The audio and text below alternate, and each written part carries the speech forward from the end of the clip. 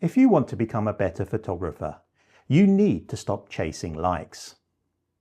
Good photography is about originality and creativity and not shooting exactly the same thing as everyone else. If you want to move your photography on, here are some of the contemporary tropes that you really need to break free from.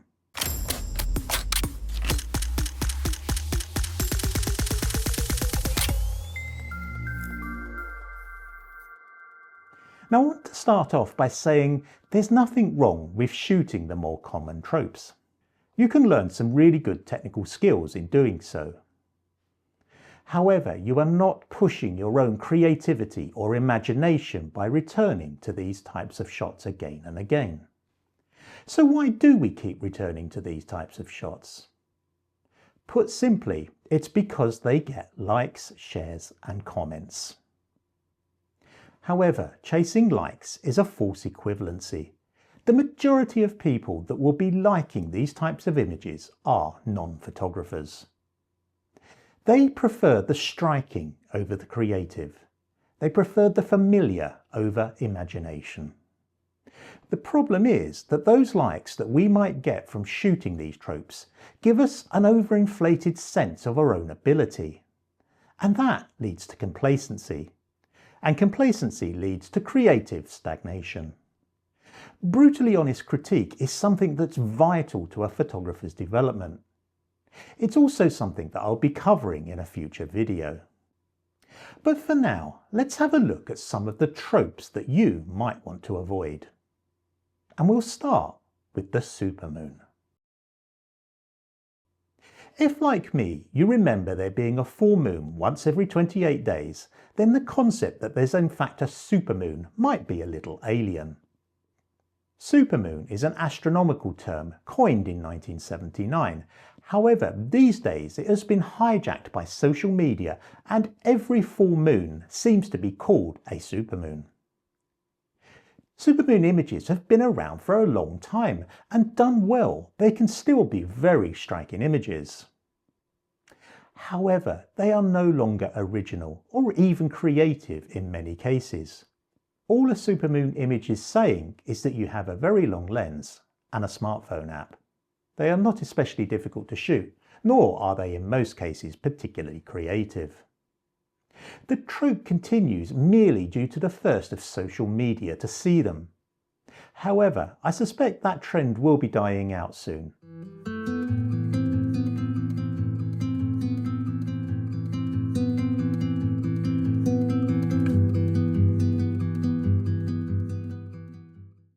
Now, whilst we're talking about the sky, let's talk about the Aurora Borealis, or Australis for those that grew up in the Southern Hemisphere.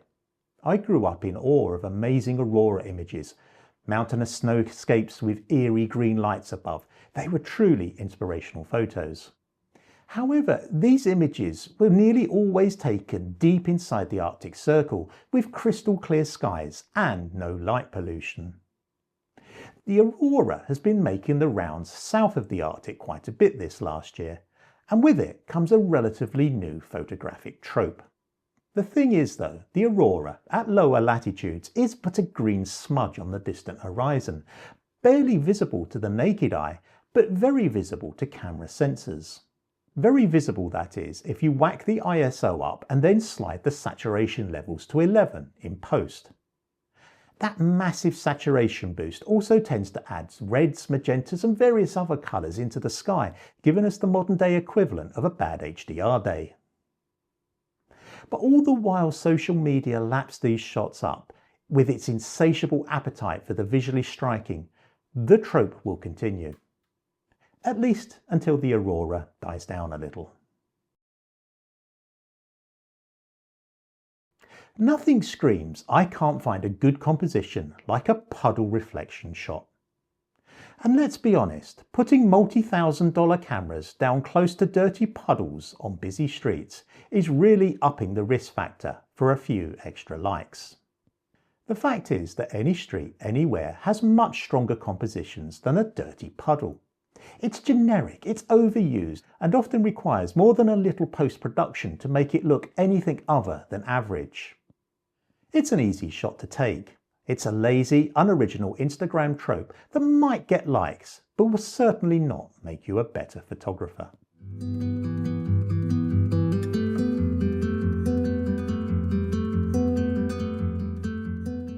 Now, if you can't find a dirty puddle, why not whip out your lens ball?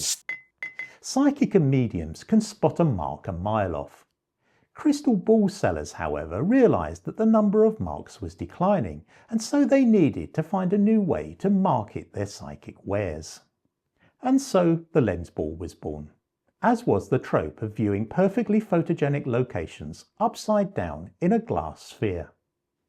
If you cannot get a good composition at a photogenic location without your crystal ball, then maybe you should consider another hobby. Nothing screams lazy engagement bait than a lens ball photo. Let's be real here. Lens balls are nothing more than hipster snow globes, beautiful compositions trapped upside down in a tiny world just waiting for likes, comments and shares. A lot of my life I have been shooting travel images, and one trope that really grinds my gears is the labelling of selfie images as travel photos. Put simply, the only involvement you should have in any travel photo is pressing the shutter button. Travel photography is, and always will be, about capturing locations and locals. So many travel shots that I see on Instagram and others have the photographer in a classic Instagram pose in front of an iconic location. That's not a travel photo. At best it's a lifestyle photo, and at worst it's just a selfie. Now, of course, travel photos do involve iconic locations, but they should also involve discovering the hidden gems and culture of a location, as well as the local people. So many of these Instagram travel images involve flying into a place, having booked it online, taking an Uber to a location, shooting a selfie in front of said location, and then eating at a well-known fast food restaurant before returning home. That's not travel photography. In fact, I would go as far as to say that's not even travel.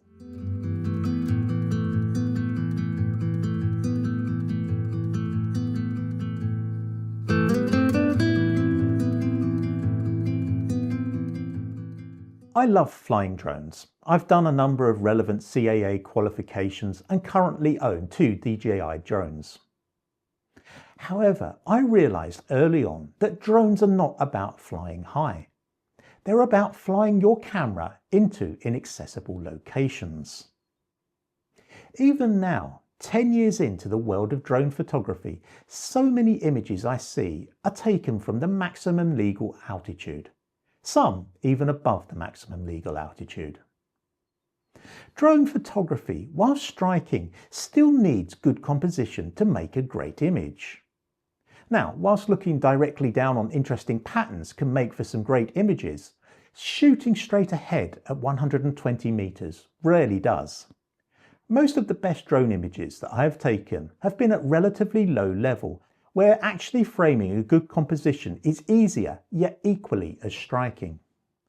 Drone images get likes and shares because they are from a perspective that we rarely see. However, that doesn't make them good shots.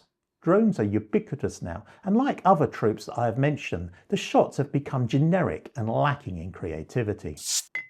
If you want good drone shots, get down lower and get the drone into places that you cannot go.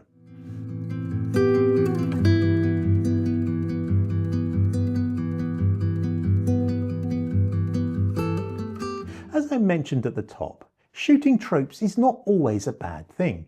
In many ways, it can be a good way of learning the many different technical elements of photography. The payoff, however, is that you're shooting generic, well-worn images that have been seen time and time again. And that's not a good learning tool from a creative perspective. You should also consider that the amount of likes and comments your photos get are not in the slightest related to the quality of your images. If you really want to improve, get honest opinions from your peers and be prepared for a metaphorical punch in the ribs. It's the pain of real honest opinion that will progress you as a photographer, not the likes and shares of a generic trope. So do you have any photographic tropes that really annoy you? Let me know in the comments below. If you'd like to know more about the processes of photography, feel free to visit my website and blog. The link is in the description below. If you've enjoyed this video, a like would be fantastic and a sub would be even better. And I'll see you in the next one.